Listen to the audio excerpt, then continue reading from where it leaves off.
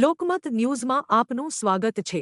ગુજરાતમાં વધતી તીવ્ર ગરમી વચ્ચે શ્રમિકોની સુરક્ષા મુદ્દો ફરી ચર્ચામાં આવ્યો છે।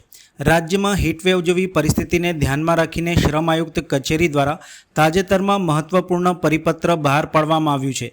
આ પરિપત્ર મુજબ એપ્રિલથી જૂન મહિના દરમિયાન બપોરના 1 થી 4 વાગ્યા વચ્ચે ખુલ્લી જગ્યા ઉપર શ્રમિકો પાસેથી કામ લેવું નહીં, જેથી તેમને હીટ સ્ટ્રોક, ડિહાઇડ્રેશન અને અન્ય ગરમીજન્ય બીમારીઓથી બચાવી શકાય।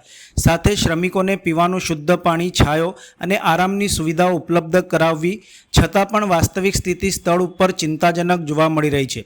મજૂર દિવસ જેવા મહત્વના દિવસે જ ડભોઈના ટાઉન હોલ સહિતના અનેક નાની મોટી બાંધકામ સાઇટ ઉપર બપોરના તાપમાં શ્રમિકો કામ કરતા નજરે ચડ્યા હતા।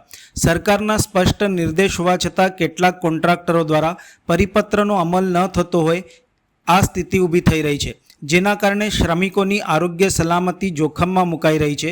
ખાસ કરીને ખુલ્લી સાઇટ્સ ઉપર સીધા સૂર્યપ્રકાશમાં કામ કરાવવું ગંભીર બેદરકારી માનવામાં આવી રહી છે। આ પરિસ્થિતિમાં મહત્વનો પ્રશ્ન ઊભો થાય છે કે જો તીવ્ર ગરમીમાં કામ કરતી વખતે કોઈ શ્રમિક બીમાર પડે અથવા તો દુર્ઘટના બને તો તેની જવાબદારી કોણ લેશે?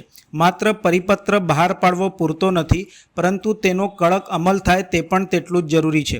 મજૂર દિવસના દિવસે જ આવી બેદરકારી સામે આવવી અત્યંત દુઃખદ અને ચિંતાજનક છે। તંત્ર દ્વારા સ્થળ ઉપર ચકાસણી વધારી ઉલ્લંઘન કરનાર સામે કડક કાર્યવાહી કરવામાં આવે તે સમયની માંગ બની છે, જેથી શ્રમિકોના આરોગ્ય અને જીવનની સુરક્ષા સુનિશ્ચિત થઈ શકે।